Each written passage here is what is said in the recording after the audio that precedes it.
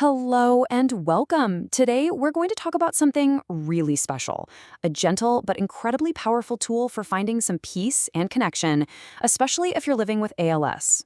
It's all about finding accessible ways to navigate this journey with, just a bit more calm. So, how do we find peace when life just feels overwhelming?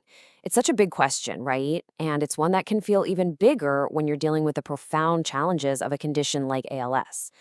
But the good news is there are practices that can really help anchor us even when things feel stormy. So, let's gently explore one of them together. So, we're diving into the world of meditation. And right up front, let's be super clear. This isn't about some miracle cure. Not at all. It's about discovering a really supportive tool. Think of it as a way to help manage stress, to process all the emotions that come up, and to really strengthen that connection to yourself and everyone around you. Living with ALS it brings its own unique set of challenges, both emotionally and physically. We know that. And that's exactly where a practice like meditation can step in and offer some real, tangible support. It's about creating these little pockets of peace right in the middle of everything, right where you are. And this is what's so powerful here. Look at how these benefits directly speak to the daily realities of ALS. We're talking about fostering that emotional resilience you need for the ups and downs. We're talking about reducing stress, both the physical kind and the mental kind. It can even help with sleep. And this one is huge. It helps restore a sense of control, a sense of agency, which is just incredibly empowering. Okay, so let's demystify this whole meditation thing, because I think a lot of people have the wrong idea. At its core, it's just a gentle practice of awareness. That's it. It's not about emptying your mind or stopping your thoughts. That's impossible. It's just about noticing what's there with a bit of kindness. And the most important part, it's completely accessible to everyone, no matter your physical ability. All right, so theory is one thing, but how does this actually work? Let's get practical. We're going to walk through 3 really simple paths to calm that you can try out, maybe even right after watching this. Okay, our first path is something called gratitude grounding. And the whole idea here is to gently shift our focus, even for just a minute or two, away from what's difficult and toward what we can appreciate. It's a surprisingly simple way to cultivate a little pocket of positivity. So here's all you do. First, just find a comfortable position, whatever that means for you, where you feel supported. Then, just think of one single thing you're grateful for. It can be so simple, the warmth of a blanket maybe, or the sound of a loved one's voice. Now, try to picture it as vividly as you can, and really feel that sense of gratitude in your body. And then, just silently repeat to yourself, I am thankful for this moment. That's the whole practice. Simple, right?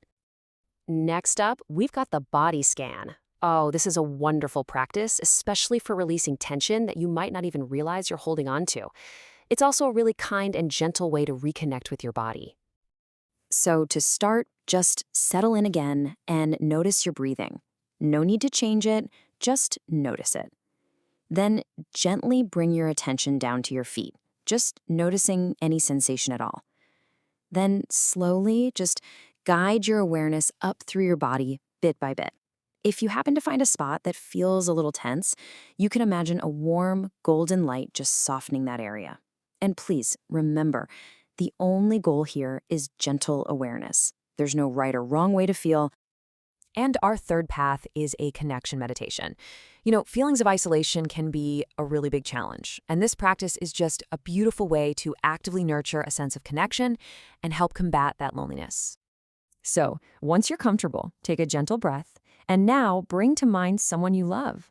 Really picture them clearly, almost as if they're right there with you, sending you their warmth and their presence. You can even visualize a beautiful light flowing between the two of you, a symbol of that love and support. And then you just rest in that feeling, knowing that connection is always there, even when you're apart. Okay, now you might be thinking, that sounds nice, but what if I can't do that? And you know what? That is a completely valid question, but the real beauty of these practices is just how flexible they are. Let's look at how you can adapt them for your specific needs, because you absolutely can. This really shows just how adaptable meditation can be. So, for example, if you've limited mobility, no problem. The entire practice can happen in your mind through visualization. It's just as powerful. If deep breathing is a challenge because of respiratory issues, you just gently notice your natural breath, however shallow or subtle it is. And if you're dealing with fatigue or that brain fog that can happen, you just start small. Seriously, even 2 minutes or 5 minutes is a complete and beneficial practice. The key takeaway here is this: you make it work for you.